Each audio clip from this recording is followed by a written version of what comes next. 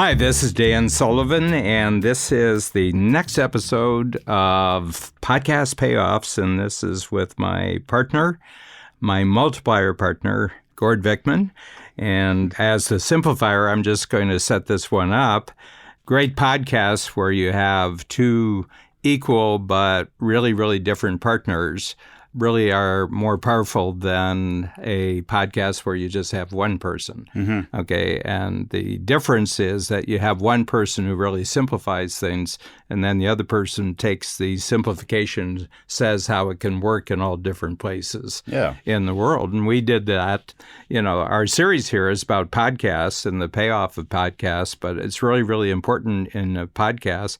You're either great alone, and there are many, many people, and I know people at the top of the charts worldwide, some of them have millions of podcast listeners, and they have a reputation. My preference is actually to do things in partnership with a partner, but what we've discovered is not all partnerships work in this setting. And one thing is you got to have one person who's kind of continually simplifies things, and the other person takes the simplifications and tells the listeners where this applies in their life, how they can use it in all the different parts of their life. And that's what we call a multiplier. I got a lot of questions because a lot of entrepreneurs who are, my sole focus for almost the last 50 years of my life, they had to be both a simplifier and a multiplier to become successful enough actually just to qualify for a strategic coach. So we have an entry level of $200,000 personal income to actually get in the strategic coach. And for the most part, a lot of that climbing to get to that level had to be done without a lot of help. Yep. So consequently, you've had to be both the simplifier and the multiplier. And a lot of entrepreneurs, because they see it both as crucial to their past success, they also see themselves doing both roles in the future, because if that's the way I got successful to get here, then I have to do the same thing going into the future. And it's not true. As a matter of fact, you may have reached the upper limit of how far you can do doing both these roles. And one of them would you say it will exhaust you, or it's just something you don't really look forward to? Yeah, I've got 10 questions related to clarifying whether you're a simplifier and multiplier. And you think about simplifying and you think about multiplying. So right now, you can think of experiences that you've had where you've simplified, taking complex things and made them simple for yourself and for other people. Or you can think of yourself where you took a simplifier out and you got it out into the world through presentations, through podcasts, through books, any other way. Then ask yourself the question, if circumstances required that you do one of those activities and only that activity for 10 days in a row, which one, simplifier or multiplier, would actually have you more energized at the end of 10 days than when you started, and which one would have you totally dead, tired after 3 days, and you couldn't possibly do it on the fourth day. And in my case, I could simplify for 10 days in a row, and I'd be happy as can be. But if you asked me to be in pure multiplier activities for 3 days in a row, I would be totally worn out. Whereas I see something that has been simplified, I see a concept, I just want to tell everyone about it. I get really excited with all the shows that we have here on Strategic Podcasts. And if you are curious about any of the others that we do, strategicpodcasts.com with an S, strategicpodcasts.com. That's our network page. And you can hear all of the shows that we do, Dan, with your partners, and Shannon Waller as well with her Team Success podcast. Most of the shows that you do are with multipliers, and some of them are done with simplifiers. But we've been sort of teasing this here. People are probably wondering, well, how do I know what I am? Where do people begin to gain clarity on this? Well, I think they do it with their past. I'm a great believer that your actual experiences that made you a more successful person, in this case, we're talking about entrepreneurs. You could pick 3 experiences where you moved your company ahead, or you got greater and better clientele because you had an ability to take something that was complex for the other members of your company and make it simple. Okay, and then things jumped ahead. or because you were good at simplifying a client or customer problem. You got bigger checks and bigger opportunities and things move forward there. So that's a fairly easy thing. And I'll even go further with that in your personal life. Entrepreneurs are unlike corporate people in that entrepreneurs, the personal life and the business life, don't have a real sharp distinction between them. The reason why you became an entrepreneur is for personal reasons, and the rewards of being an entrepreneur are oftentimes totally experienced in your personal life with free time, great relationships, quality of life. But in corporate world, that's not true. There's a real sharp division between personal and business.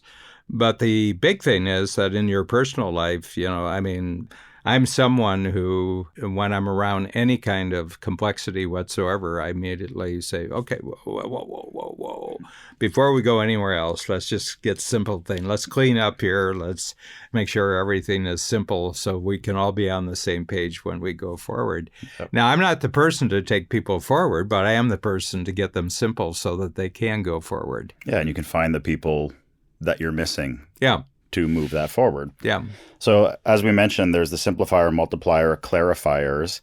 So you were saying that if you could do something for 10 days in a row, what would you do? But now let's talk about the collaboration. So if you're in a room with two other people, one is a simplifier, one is a multiplier, you said, which one would you find exhausting or annoying, and which one would you actually gravitate to? Is that the only way to test what you actually are? Well, here's the interesting thing. I'm a simplifier, and if I'm in a room with somebody who's 100% simplifier and someone who's 100% multiplier, my first question is, why is that other simplifier here? It's too complicated. It's too complicated. You, on the other hand, if you were in a room with 100% simplifier and 100% multiplier, would like both of them. Probably, yeah. Yeah, but for different reasons. You would like the simplifier because maybe there's something there that can add to the value that you're creating out in the world. But the other multiplier may have whole networks that you can immediately take advantage of. Yeah. So they're not equally unequal here. Okay, so the interesting thing is that as a simplifier, I like doing my initial work alone. Yeah. Okay. Because part of the reason why it's complicated is too many people are trying to solve the problem. So you have to drop down a level. So once I've done my simplifier, but then I want to meet every multiplier in the world. Mm-hmm. But the only simplifiers that I really enjoy working with who are simplifying something entirely different. It's an entirely different area that I don't have any interest in. For example, how do you hire and train new people in the company? We've got a very simple system. I know the simplifier put it together. I admire it completely, but I have absolutely no interest in that activity whatsoever, So our company is filled up with simplifiers, and then we have multipliers who get the word about Strategic Coach out in the world. But I don't like working with a multiplier if I feel that what they're multiplying is too complicated. Because they need more simplification. They need more simplification. And you can pick that out right away? I can pick it up right away. We're in election season in the United States. I sit and I watch some of the speeches of the candidates. I say, oh my gosh, this is so complicated. I can't believe it. This is so confusing. I can't believe it. We have tools in Strategic Coach, but of course, none of them qualify to actually come into our program and actually do it. But I can just, when somebody starts talking, I say, oh my gosh, is there a center here? Is there a starting point here? But it's, first of all, as I've become more successful in my own business, I've been freed up by Babs, and she was the main problem solver here. One of the roles she wanted to do was to free me up just to do what I did really great. Mm-hmm. Okay. And now what I'm noticing over the last 3 or 4 years, I'm doing everything to free her up so that she's in a multiplier role every minute of the business day and not backstage helping people to clarify things, because I think it wears her out. We were touching on this a little bit earlier to virtually anything, whether it's a sitcom, any kind of teamwork, bands, podcasts. And there's a couple podcasts that are floating out there right now, and I so want to listen to them because the topics and the things that they talk about are so interesting. But I'm at the point right now where it's like, I want to contact them to tell them about this concept because the show is such a disorganized mess. I'm thinking of one in particular, and I won't mention what it is to protect the innocent, but it's a fairly organized show, but I just can't get through it because you have two people who are trying to be multipliers on the exact same episode. No one is simplifying anything until both of them flip and both of them try to be simplifiers. It's like they follow each other. And when one takes the lead on that, the other one feels, well, this is what I have to be doing. And I'm sitting there screaming at my phone going, no. You were fine. Keep doing what you were doing. You just stay and do what you were doing. He's simplifying now. You keep multiplying, but they follow each other. And I just can't get through it. And now with this concept, I'm like, should I help these people? I don't know. Maybe I should ask them to join Strategic Coach. Yeah. Well, the interesting thing is I've really noticed that mainstream media has become more and more annoying. And it doesn't matter if it's on the right side of the political spectrum or the left side of the political spectrum.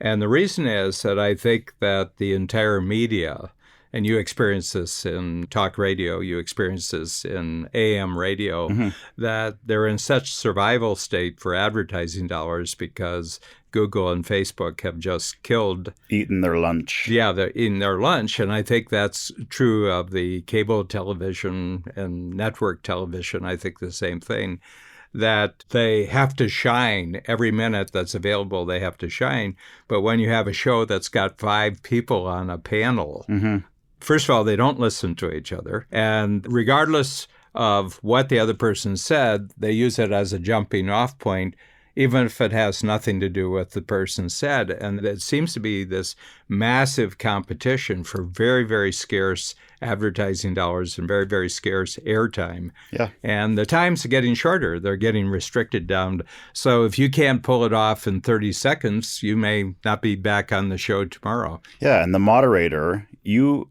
are supposed to be the simplifier, and the people on your panel, if you're doing talk radio as the talk radio host, okay, you multiply to get the subject out there, and then you immediately need to be that simplifier, and the people that call in, they're the multipliers, they're the ones that shine because that will encourage more people to call.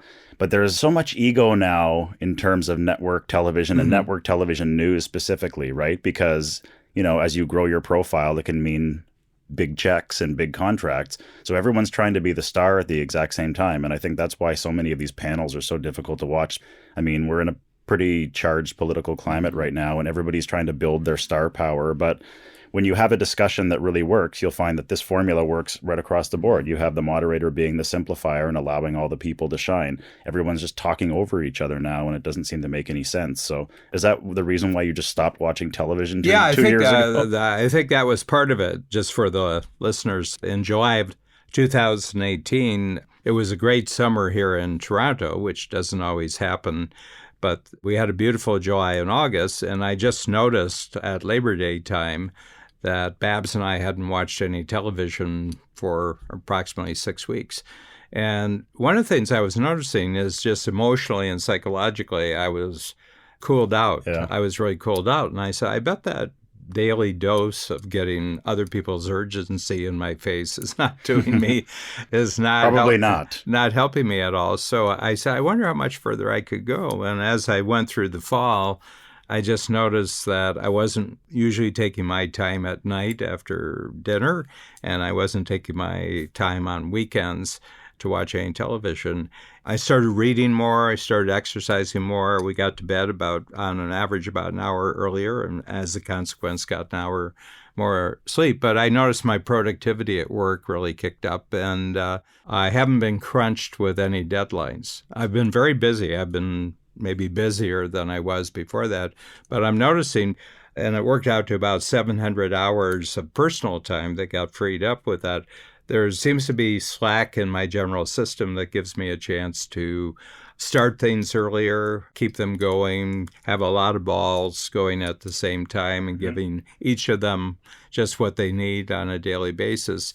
And the big thing is that a lot of new concepts have come out during the last half year or so, and one of them is simplifier multiplier. And I'm just wondering if not watching television put my mind and into a place where I could see this concept, because I wasn't at the mercy of someone else's multiplication, electronic multiplication. I don't know. But I do know that it's like water in the desert for a lot of entrepreneurs when you give them the concept, because they're getting killed by trying to divide their time between a role that they really love doing, that they have a lot of skill at doing, and a role where it wears them out. And because they're trying to do the other that they're not good at, they're not actually attracting into their life people who have that particular skill, because they're only a 50% simplifier, and the really great multiplier is looking for a 100% simplifier. And then they can find each other and, take it to the next level. Yeah, and it's seamless. And I have that sense of our teamwork from even before you joined us, just in the interview process. I said, I think this is going to go really well. But I think you were obviously picking up something on my side just in the stages of, being hired, because I gave you 2 really simple documents to kind of tell what the big project was and then how I wanted to collaborate with you personally. And you had that, and you came into the final meeting with 10 projects already laid out that I hadn't asked for. That's the multiplier in me. Yeah. I just see it and I want to be in motion because you simplified it. That's the 4x4, if anyone's curious. It's a tool we have here at Strategic Coach called the 4x4. And the other one was the impact filter, another simple tool. Yeah. And then you hit the ground running, and I think you accomplished in the first 6 weeks what I was expecting in the first 6 months, and then you threw in some extras. So it was really great. And my feeling is that the way I guarantee the future is just by being more of a simplifier. And the way you guarantee the future is just by being more of a multiplier. And that's it. You don't have to worry at nighttime, is this working? Because you know. Because you know. So if you're curious, we've been talking a lot about the simplifier multiplier concept. You can go to strategiccoach.com, click store, and the book is available, Simplifier Multiplier, and you can pick up a copy for yourself, buy some for your team if you want, and it sort of lays out the entire concept and how you can, bring this into your entrepreneurial journey or your podcast or anything, your family, your clubhouse. Everyone has a role and everyone knows exactly what they're doing. We have a little bit of time left. I wanted to get to this, Dan, because I'm kind of a stats nerd and I love reading about podcasts, where they're going, where they've come from, and just seeing certain things. So this is sort of a little extra that I wanted to make sure we had a little chat about. So podcast listeners are affluent. Some new research suggested that about 25% of people that are listening to these things have an annual household income of between $100,000 and $150,000. And a lot of people who do shows, monetization is a huge topic of interest right now. People are trying to figure out, well, how can I monetize? But I find that it mirrors Strategic Coach in the sense that you've always been interested in successful entrepreneurs at a certain income level. What I think a lot of people who are trying to monetize podcasts are doing wrong is they're not going for that premium client. They don't have a product or a service that they can offer the premium client. And what the stats and all the numbers are showing is people that listen to podcasts, a really good percentage of them, these are people who have money to spend. So if you choose to target those people with an offering, whether it's a knowledge product or some kind of product, you don't have to be afraid to go to that next level. So Strategic Coach does that as well. We're not targeting people for the programs who are just at the start of their entrepreneurial journey. So when that decision was made, was there any looking back, or did you just say, okay, this is what we're doing and we're not going to be targeting people unless they reach that certain level? First of all, it's a great question, and it's long before the program itself is when I was a one-on-one coach. 1974 is when I jumped into the entrepreneurial world. And what I noticed right off the bat within the first year, that there was a speed to which successful entrepreneurs responded to the possibility of personal coaching. So I was doing personal coaching at that point. They said, well, so what do we do? And I says, well, I simply ask you about your goals. And then I have a big flip chart and I'll draw arrows and stars and I'll put dates on it and we'll itemize in priority what your goals are. And then we'll see, what that looks like 1, 2, 3 years out, and then put numbers on it. And then you'll see that there's some issues that get in the way of doing that, and we'll list down the obstacles, and then we'll just pick in the next 90 days what are some things that you can do right away that'll get the ball rolling. And they say, well, that's really great. And, how long does it take? I said, we can do it in 3 hours. And they said, well, and they look at their schedule. Well, I can put you in for next Tuesday in the afternoon. Is that okay? I said, it is. And they said, so how much does it cost? And I said, this number. And he said, I imagine you expect a check on that day. And I said, yes, I do. And he said, well, that's good. Let's do it.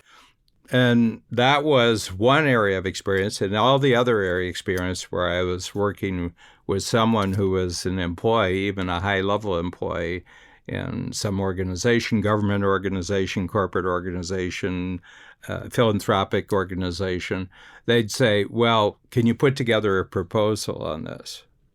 Well, I'm not interested. I'm just not. Nope. What I said was just very simple, and you just immensely complicated my future. Now I have to put a proposal in, and I'm not going to be paid for your proposal. And then, it could be 2 months, 3 months before we even get an agreement that we're going to start. And then, of course, I'm not going to get paid when I actually do the work. I'll get paid 30 days later or 60. So the real reason, and going back to your question, Gord, is that we've hit on this one area of the marketplace, the affluent entrepreneur, because the affluent entrepreneur is not investing in your program. The entrepreneurial entrepreneur is investing in their future. And they can only do so much to clarify what their future is. But if you're really good at asking them questions and documenting the answers and then putting numbers to the answers, measurable deadlines, measurable results, that's not a cost to them. Yeah. And the faster it happens, the better. So those are the two things. It's not a cost, and the faster it happens is better. Well, you don't get a better qualified prospect than that. And most of it is about rejecting who is not a right fit for the program as opposed to choosing who is, because you don't necessarily know who is. They could be anywhere, but it's definitely rejecting. So we have just a few minutes left. Could you wrap us up here, Dan, telling the story? And I'm just going to throw this at you. You told a story at a company meeting recently. We were down at a conference. We were down at Peter Diamandis's A360, and you performed a rejection that I thought was really, really gutsy. And I was thinking about it, and I thought, wow, not a lot of people would do that. People would find some way to shoehorn this individual in, and it was about someone who essentially was not a right fit for the program for certain reasons, and it was a rejection that you said you may not have initially done in the past, but now we're at the point where a strategic coach can make those kinds of decisions. And I thought it was an interesting story because the individual was probably gobsmacked that you weren't falling all over yourself to agree to what was going on. First of all, A360 is about technology, and it draws some of the spectators or the observers, some really, really powerful people who are in large, powerful digital corporations. And this is one of the 3 or 4 biggest digital corporations in the world. And he was the head of a very, very advanced unit inside of that corporation. And he came up to me and he said, I've been following Peter Diamandis for years, and he keeps talking about you as a coach. And he said, I'd just like to discuss with you actually bringing your coaching inside my corporation in my particular unit, because I think it'll do a world of good. And I said, well, that would be a no. And he said, no. And then he went on saying, oh, you mean we have to do it outside the corporation? No. And I said, no, it'd be a no, period. You don't qualify for a strategic coach. You wouldn't qualify for a strategic coach, and nor would anyone else who's working with you qualify for it's only for entrepreneurs. And he said, yeah, but we're very entrepreneurial. And I said, there's only one way, you're an entrepreneur, is that you're not guaranteed a paycheck. That's the only way. It's the only way. And I said, I have a feeling that you're guaranteed a very, very big paycheck and for a long time. And I said, no, it's not possible. And he said, well, he says, I find when the answer is no, the first time it's just start of a process. I said, there's not going to be any process here. I said, this is the final no that you're going to get out of me, because we're not going to have another conversation about this particular topic. And then you told him to quit his job. No, he said, so who are all the people? And I told him, and he said, so let me get this right. In order for me to come to your program, I have to quit my corporate job. I said, that would be a start on the road. And he said, and I said, and you have to do it for 3 years and be successful enough that you're hitting our basic income levels. And he says, wow, he said, I've just never had a conversation like this in my life. And I said, well, yeah, but I said, a yes here wouldn't work for me, and you would find it wouldn't work for you. So the answer is a no. But the thing here is that I've simplified my thinking down to this point where maybe, as you brought up in your question, maybe 10 years ago, 15 years ago, I'd give that a month to think about it and talk to about it. But I know it's a wasted month, where we are today. So that's my simplifier. Any additional conversation beyond the next couple minutes is not a good thing for me. It's not a good thing for our company. It's not a good thing. And it's not a good thing for him. Total waste of time. And who knows? Maybe I'll see him in the future, and this was an important conversation for him. But until then, Dan Sullivan freaking out the corporate suits for 40 years. Yeah, well, it's just a different world. I'm sure in that world, there are geniuses who understand how to live in that world, but I wouldn't be one of them. And I've just picked my spot, and I've been at it pushing 50 years now. The first 20, 25 years, they were tough. I had to stick to my guns. I had to really reinforce my commitment and up my courage a little bit to keep going at some points. But, that's just the world testing you if you're really serious. Indeed. Time to wrap up, Dan. Any final thoughts? Ultimately, we would like you to really enjoy the amazing new capability in the world for your own business called a podcast. I encourage every entrepreneur who actually is in Strategic Coach to actually listen to our podcast series here and actually take advantage of all the amazing technology, which makes it a very simple thing if you have a simple concept. And the other thing is that personally, not necessarily talking about anyone who's listening, but I find podcasts are just immensely easier when I have a partner. And the most important thing in putting the partnership together, one of you has to be a simplifier and stays in that role, and the other one has to be a multiplier and stays in that role. Then you'll get magic. Indeed. So strategiccoach.com, click the store, and the book, Simplifier, Multiplier, is available for you to purchase right now. And you can purchase a copy for yourself and your team and get on the road. Simplifier, Multiplier, great clarity, and another really enjoyable episode. Thanks, Dan. Thank you, Gordon.